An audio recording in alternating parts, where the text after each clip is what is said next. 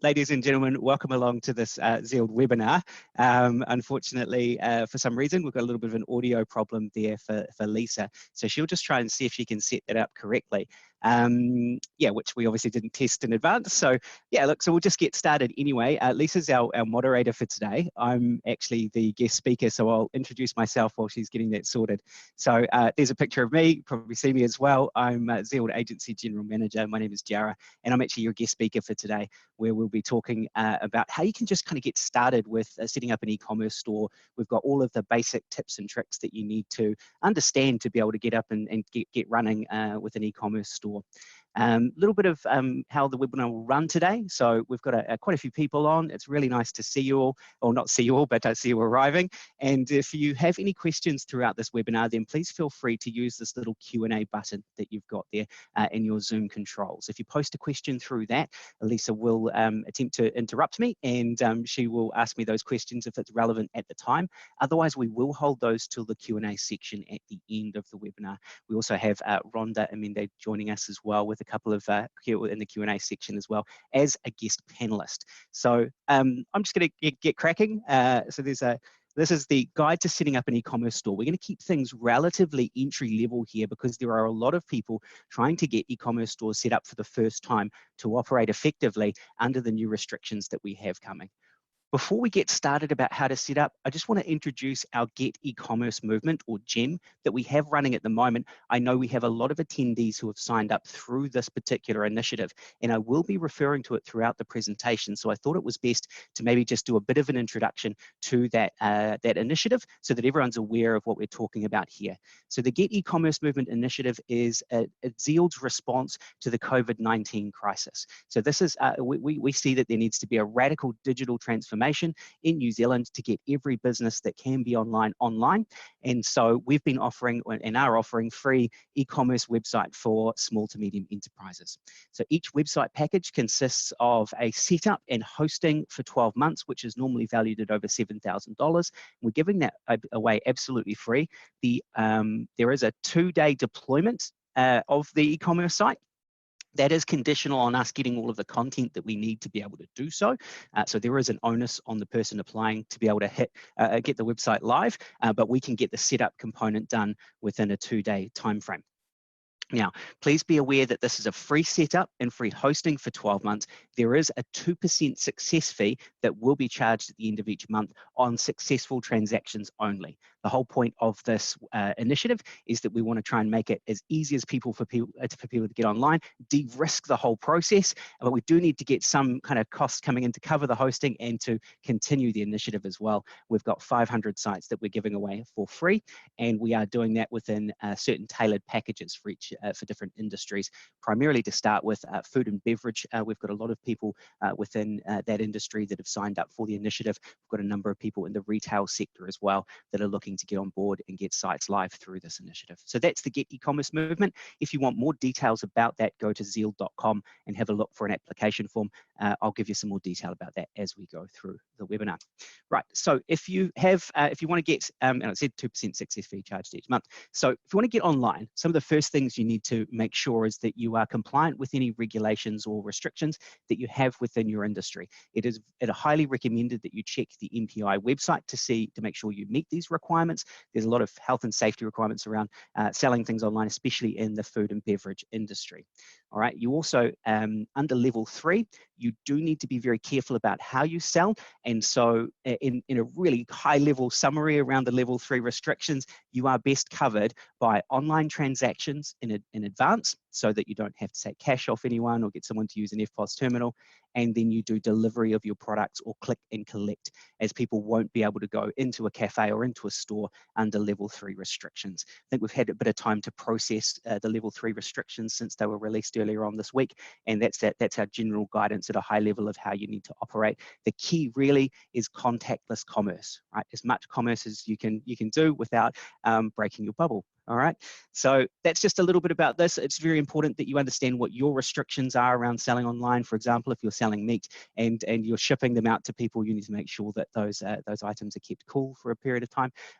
There's a lot to it. I can't cover all of that right now, other than to say make sure you check it out in advance. All right.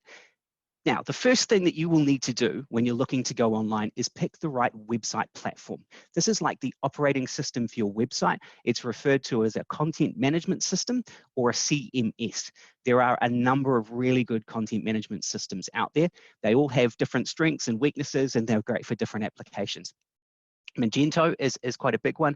Shopify is very big as well, and WooCommerce is very big. Those are all very excellent systems. There's also Squarespace, which is becoming more popular. And also very popular in New Zealand is our Zeald Zest CMS, which is what we're deploying for our Get E-commerce movement. So things to consider when you're picking the right content management system for you. I'm not suggesting that the Zest one is right for everybody, though it does fit a lot of requirements. The things you need to consider is the cost, right? How much is it going to cost you to set up, deploy, and maintain that website? Right. What is the speed of setup like? For example, Magento is an absolute beast to set up. You're not going to be able to do that in a couple of days. That's more a several months type of initiative. Whereas Shopify, Squarespace, and Zest, and to WooCommerce to a lesser extent, are fairly quick to set up. You want to make sure that you ascertain the exact functionality that you need to transact online. Do you need subscription payments, for example? Do you need advanced filtering and search? You need to make sure that the functionality that you need out of that website is going to match the content management system. So it's really good to think through those things in advance and make sure that there's a good match with the technology you choose. There's nothing worse than getting something started and built and then getting stuck down the track when you try and execute a particular strategy and the functionality isn't supported. The great news is most of these platforms that almost all of these platforms I've mentioned, Squarespace accepted, are quite extendable. All right, you're able to add extra plugins or customizations on top to achieve quite a lot of functionality. Once again, support is very important. Once you get the website up and running, what sort of support levels are you able to get from that platform or the provider of that platform? And are there any templates available? All right, so templates are what allow you to set up a website very, very quickly.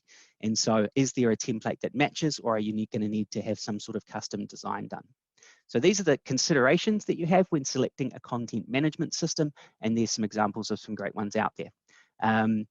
Just by way of overview, Zeald actually operates and deploys websites on all of these website platforms as well. And we understand that the market has a lot of different requirements and customers are very different. And so we actually are able to deploy websites on all of these, though our Get E-commerce movement is restricted to the Zest content management system that we can deploy very quickly. So setting up an e-commerce website, right? Once you've chosen your CMS, you've maybe got a template you've set up, you need to first work on the homepage. All right, the homepage is what people first see generally when they arrive on your website. So the homepage needs to make a pitch to your customers and explain why they should use you. That's the purpose of that page, trying to get some engagement and get them to move through. So as you're starting that process, you need to really think about who are you going to be talking to. And a couple of tips here, where if possible, focus on local customers. Under the restrictions for level 3 and the impact of COVID-19, we're going to look to try and work with people on a local level as much as possible. It keeps the supply chains down. It also is something you might be able to do yourself rather than relying on a delivery company. And if you normally sell business to business, it is possible through an e-commerce site. You can set pricing tiers and all sorts of things to make that really effective. In fact, up until COVID-19 hit, one of the biggest growth areas I had seen in e-commerce sites was with B2B ordering sites using e-commerce technology. If you are doing that, and that's the space you've been in traditionally, consider selling direct to consumer as well, as that is equally possible with an e-commerce site that you set up to sell to business customers. So my first expert tip, your homepage needs to answer the why you question. In general, if people have made it to your website, they know what you're doing because they would have looked for you in the first place. They would have known what you provide. They would have answered a what do you provide question. When they get on your website, they want to know why they should use you. And if you can make a really clear pitch on that right up front on the homepage, you're more likely to win the business. Content loading. So we've got a homepage, we've got a website. We need to fill out the rest of the site. And that's a very important thing to do. So we suggest you load the top 25 products that you have on your website to start with and that's kind of like the minimum of what you need to have on your website to go live. Focus on the essentials, right? So what are the most important products that you sell? What are the ones that people are most likely to buy, and get those online first. With our Get E-commerce movement initiative, we will help you load the first 25 products. If you're just starting out this process, it's really important to note that this can be one of the trickier things to get done, is getting the information you need for each of your products. And so the minimum you require is a title, the name of the product, the price, and also some images, right? A lot of people don't have images of their products if they haven't got an e-commerce store before. And so getting those sorted is really important as well. Once you have those things, you can load your top 25 products and you can start trading online. Or you also need a description as well. That's a good point. I thought of that earlier. Right, so don't try and get your entire product set online straight away. I've actually seen people get stuck trying to get a website live for many, many months, trying to get every single product they have online onto their website. And in a lot of cases, it's not necessary. And it's something they can work on once the website goes live. Just because you start with 25 products doesn't mean that's how many you have to have after a month or 2 months' time, because you can add to it as you go. So speed is everything here. We need to be getting online and transacting, and ideally in time for level 3, which is arriving pretty quickly next week.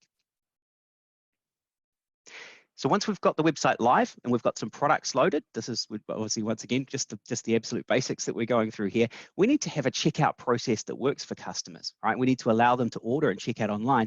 And there's some very specific things that need to be set up to enable this, right? We need 2 key things. We need payment gateway or gateways, which is your ability to actually take the money from people, and delivery options. Right. These 2 things are not only incredibly important in an e-commerce context, they are what will allow you to reopen under level 3. Right, being able to take payment from people in advance and being able to set really clear delivery or pickup options. So the first thing we're going to cover is payment methods, right? First of all, most e-commerce sites work off a credit card. All right, there are 3 leading solutions here for taking credit card payments. Stripe is the one that we refer people to if there's some real urgency. This is because it requires no merchant account with your bank. You can sign up with Stripe and have a gateway enabled within like probably minutes, I think it is. So you just need to go and get set up that way. And that is one of the fastest ways to deploy a payment gateway, is to sign up and do it through Stripe. They take a percentage of transaction, as most of credit card payments require, but they are a very, very good system, and they're very fast to implement. PayPal is very similar to Stripe in that it's quick and it doesn't require a merchant account. It is a bit more expensive than Stripe, so that's why I tend to recommend the first one. WinCave, or direct payment systems, is very popular as well. This is almost probably the cheaper of the options, depending on your average order size. The problem with this, though, is that it requires a merchant account or an online merchant account set up with your bank. And we can help you set that up, but it generally takes a bit of time. And especially with banks being so busy at the moment, we can't guarantee how quickly that's going to happen. And so if you're trying to work at speed here, which is what we recommend, then you could start the process to get a WinCave account, but you'll need something like Stripe to execute immediately. All right, so that's if you want to take credit card payments, which we recommend you do. It's the preferred method for trading through e-commerce websites. However, we're seeing a lot more of this sort of direct payment system starting to come to the fore, and it's great for e-commerce retailers because it means that you're getting a direct payment to your account and you're not having to pay a percentage of the transaction like you would with any credit card payment. So WinCave has an account-to-account feature, which is fantastic. You may have seen this sort of function before when you've tried to check out on a site and selected bank transfer, and you've been directed to your own bank to log in and authorize the payment. That's what this direct payment solution looks like. So WinCave have an option there. It's called account-to-account, and there's also Poly online debit payments as well. Both of these are very good, and they actually are probably the best way to take payments online if you want to try and keep costs down. So giving people an option to do that is great. The other option that you can have is you can just guide people to do a direct credit or manual bank transfer. And so this is just essentially providing someone with your account details after they make a transaction and inviting them to transfer the money to you and put a reference on there that you can match up. So this is nice and easy to do, but it is a little bit more difficult from an administrative point of view. It means that you have to wait until that money clears in your account, and then you have to reconcile it with the order number, and only then should you be delivering the item. And so for something like ordering food or something like that, I don't think this would be a very good idea because you'd be sitting around waiting for the bank transfer to come through, and that could take a couple of days, right? So you want to make sure that if you do go down this path, you've got a very strong administrative process for reconciling payments before you send anything out. Right, so those are your different payment options. Then we need to look at order fulfillment and delivery options. All right, so you've got 3 clear things you can do, especially with level 3 coming up. You've got pick up or store at store, click and collect. All right, so you just guide users to come and pick up in store, and then you need to have a bit of a process that we'll talk about shortly and how people actually get the order from you when they get to the store. There's local delivery. We're actually guiding a few people to think about nominating a staff member to do some of these deliveries. You may have had retail staff or wait staff that can't work at the moment. Maybe they could pick up this role and help deliver to a local area. Subject to lockdown restrictions, so there's going to need to be some clear health and safety guidelines and ensuring that bubbles are maintained during drop-off. Or you deliver via a courier firm. Now, if you haven't delivered via a courier firm before, you're going to need to set up a process with them, and it will require you making sure you've got the right shipping rates added to your website as well. My pro tip for this is to think local when you're looking at fulfillment of deliveries. And the reason being is that courier companies, I predict, are going to be really run off their feet over the next couple of weeks as everyone tries to start transacting and sending online. There's going to be some massive delays there. So whatever you can do to help serve your local market and deliver yourself or through click and collect, that's, I think, probably going to be one of the most effective strategies to deploy. So the packaging and delivery process, I think this image kind of sums it all up. There's going to be everyone's going to be required to be very careful about how they deliver food or how they deliver products and what sort of health and safety or hygiene practices they put in place. So you're going to need to follow all government mandated industry guidelines at this time, especially around alert level 3. Probably is going to involve gloves and masks for people that are organising, preparing food or packages for delivery. So you need to minimise those risks at all times and make sure you've got some really clear processes in place. Contact-free commerce is the goal. We want to try and get items to people and sell them to people without any kind of contact involved. And the fulfillment process. So one of the things that we're seeing already, especially with essential services, is click and collect. And so defining a pickup point in front of your premise where people can come past and wait is really important. Getting their mobile number through the checkout process potentially, and then they can call or they can call you when they're outside and you can go out and give it to them. I think it's really important also to make sure that you've got designated pickup spots with some really clear markings, allowing people to show people where they should be waiting for their pickup items, and also putting some distance markers there where people can queue up so social distancing is maintained. I know there are a number of firms that are starting to provide sort of stickers and signage around that sort of thing. You can find them online, go and have a look, and it might make it a bit easier to define that pickup process outside your premises as well.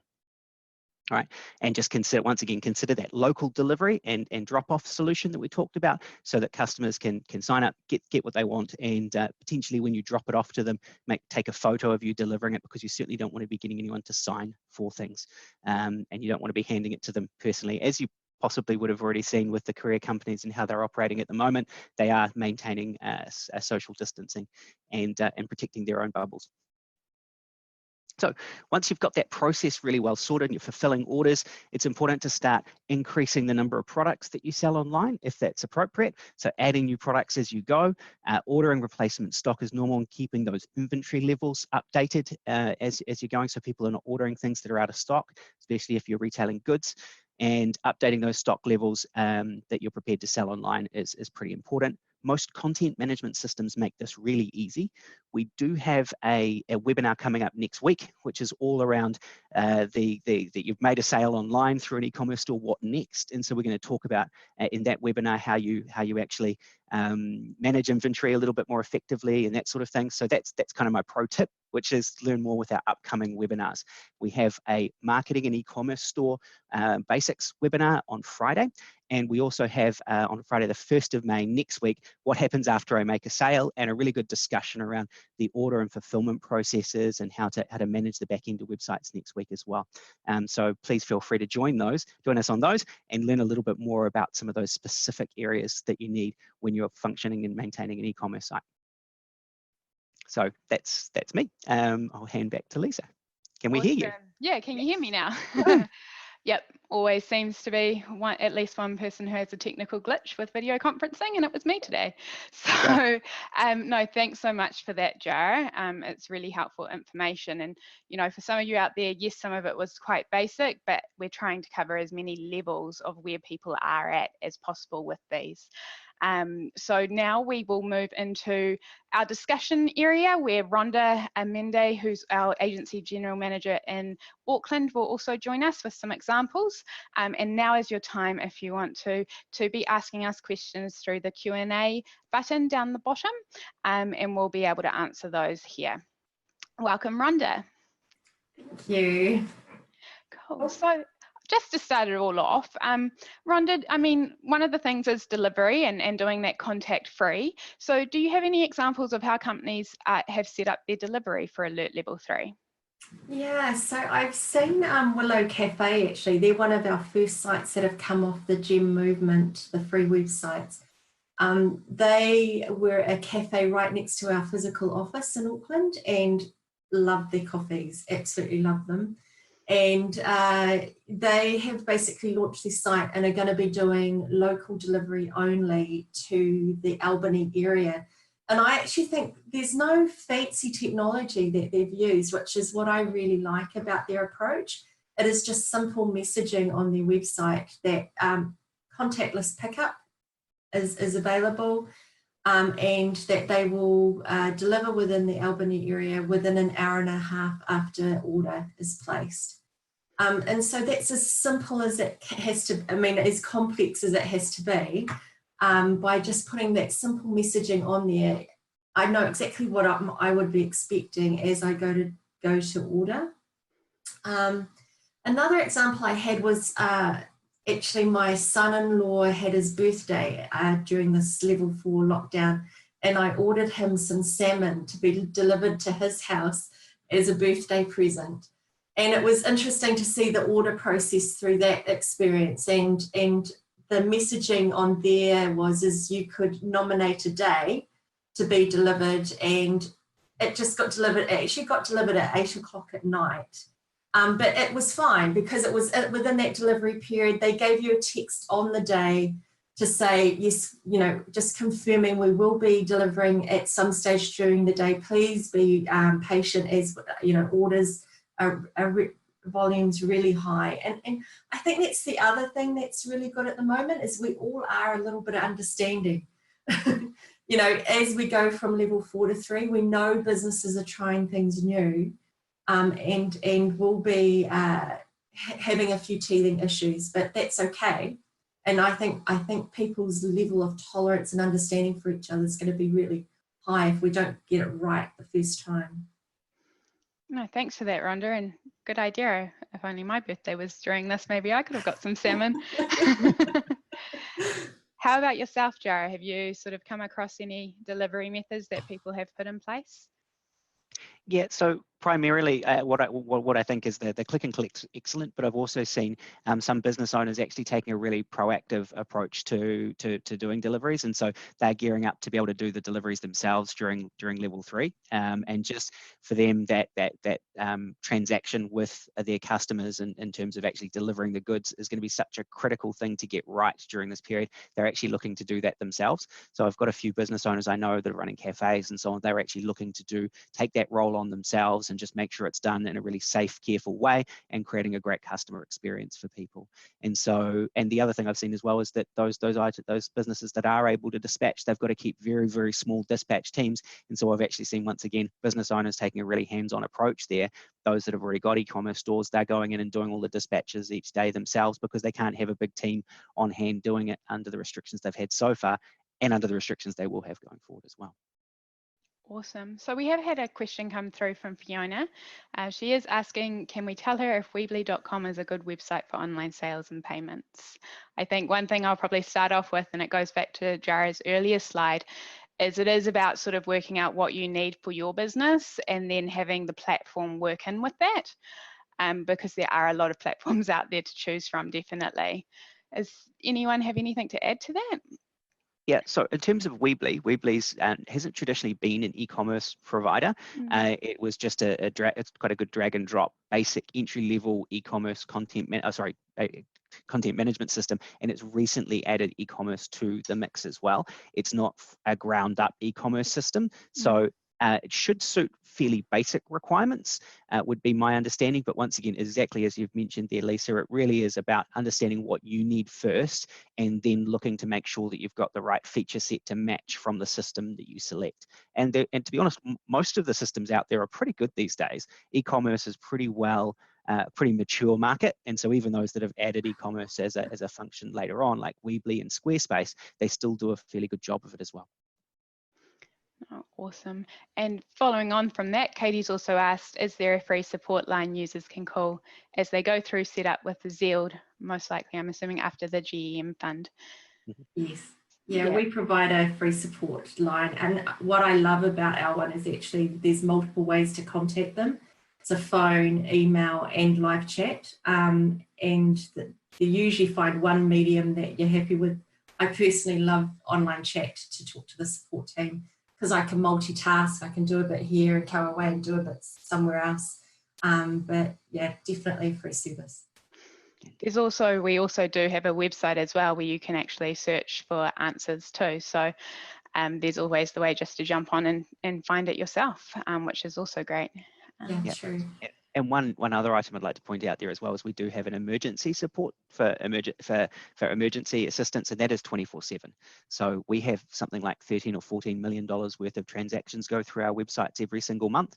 And so when you've got that sort of scale of commerce that needs to be looked after, we've got that emergency support line as well. And so if something like major goes wrong over the weekend, you can get support from us as well. And if it is an emergency, that is free of charge as well. Yeah, and it's important to note that's not just logging a ticket. That's the thing I've really annoyed me about some of the weekend services I've had from my service providers. But with Zeald, it's actually a phone number, and then they raise engineers and get the thing sorted. Yeah. Correct, and because you're raising engineers and getting them in, the thing to point out is if you're using emergency support to change a picture on your website, that's not an emergency, and you'll probably get charged for that. True. Yeah. Great. And then, so Cheryl's just asking if we can clarify a bit further. So did we suggest that you can use Stripe and PayPal be an interim measure until your bank can get sorted with a merchant account? She does realise that Stripe and PayPal can also be long-term solutions too. Yeah, so yes is the answer. I'd probably suggest Stripe. I think looking at the payment options that you have available there, that's actually a little bit cheaper than PayPal.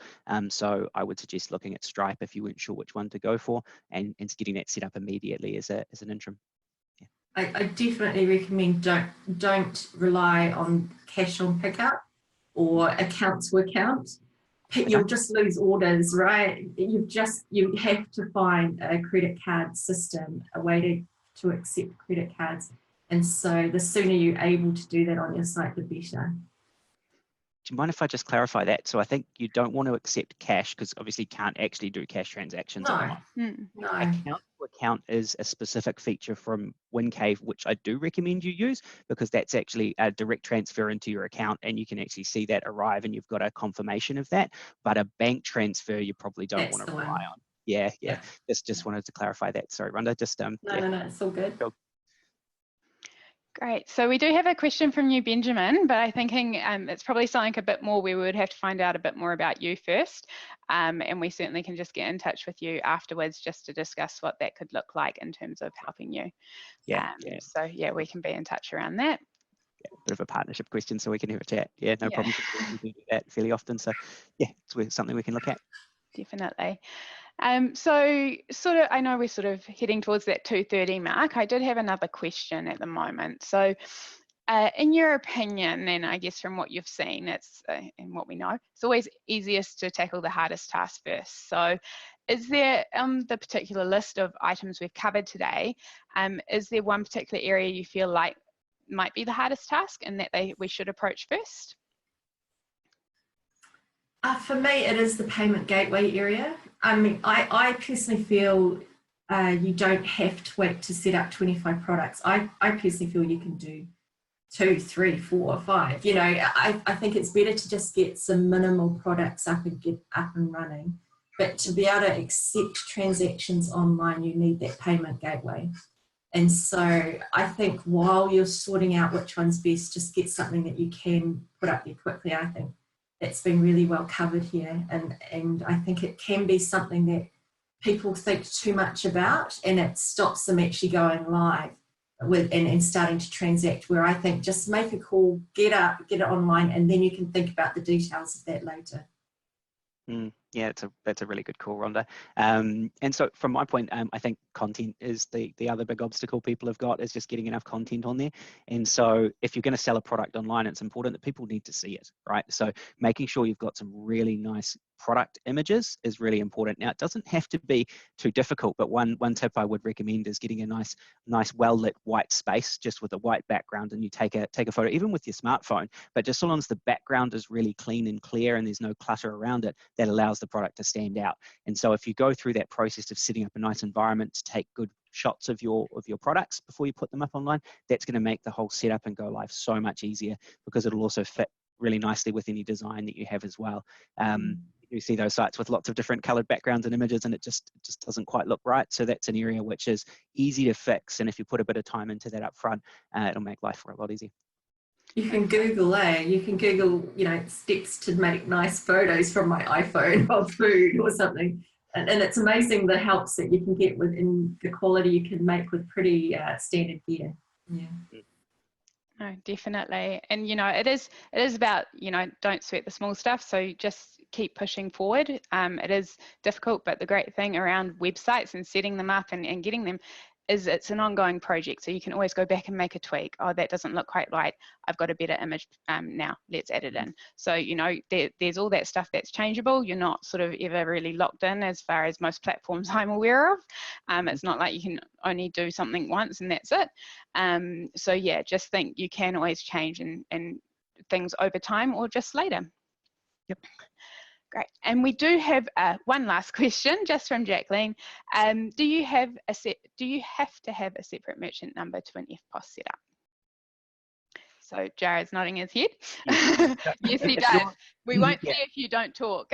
Okay. All right. So I just was kind of alluding to the fact I could probably answer that. So yes, you do actually need an online merchant account number from your bank, and so they will need to see. And the reason this takes a little bit longer is they'll need to see a set up e-commerce site for you and check to make sure that you've got terms and conditions, delivery policies, and all these sort of things, and a nice secure gateway in place before they will issue that as part of the initial application process for a formal direct payment system. That's why it takes a little bit longer, and it is a little bit different than your standard merchant account that you'll have if you're a retailer. That will make it easier for you to get an online merchant account, but it is separate. And I think you've got to realise that's for the ones that require a merchant account. So Stripe, correct. PayPal, they don't require a merchant account. Yeah. Correct. Yeah. So it is good to have that direct payment system once again, but start with one of those other ones. Don't let that hold you up. I'd recommend applying for the WinCave account straight away, but also doing the Stripe or something like that and getting up and running using that immediately, because we haven't got a lot of time to muck around. Speed of execution here is everything in this environment, and so you can't afford to wait a couple of weeks. No, great. So I'll just jump into our overview of our webinar today. Let me move that. So to recap, we all know COVID-19 has really changed and forced us to change the way we work, buy, live, sell. So going over today's webinar, what we know, so level 3 is starting on Monday at 11:59, or to be a bit more, put it basically, it's Tuesday. Businesses that can incorporate contact-free services and products should look to get back into business as soon as they can. So I think the opportunity is people are already excited to be able to order their favorite takeout. I keep saying, oh, now I get to sit at home with my KFC. So, and they can start shopping a bit more normally. So there's going to be a massive boom. And being online and having your website be one of the options to choose from is vital to your business and the New Zealand economy. Kiwis right now are really wanting to support local.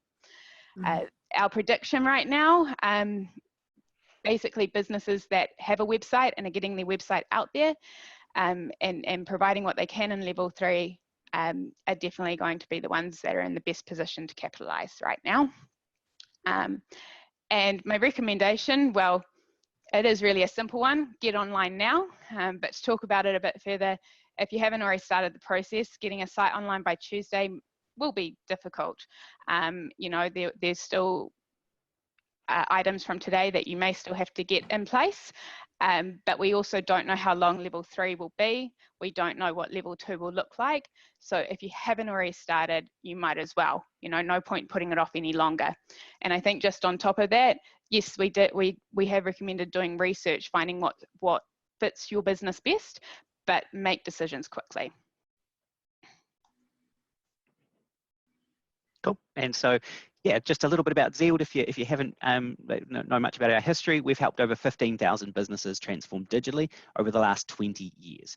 If you would like some support setting up an e-commerce site, we're kind of here to help. We've got a free strategy session or a website audit process that you can go through with one of our digital business strategists. And so if you'd like that kind of formal support through this process, then just let us know in the feedback form that we'll be sending out later on today.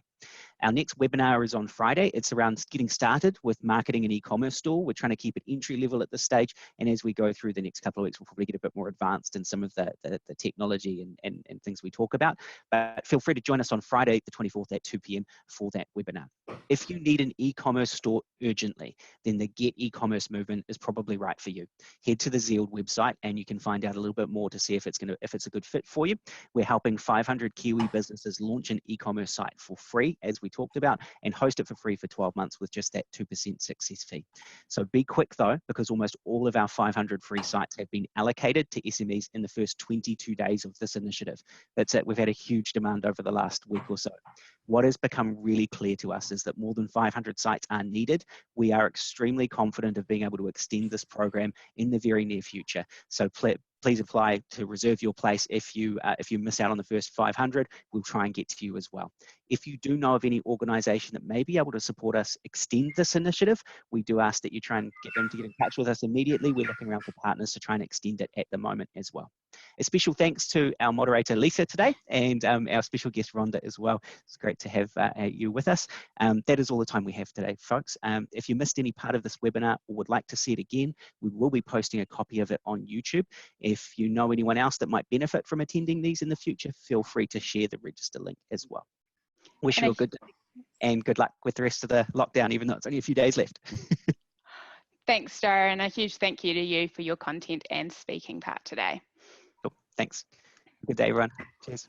Thank you.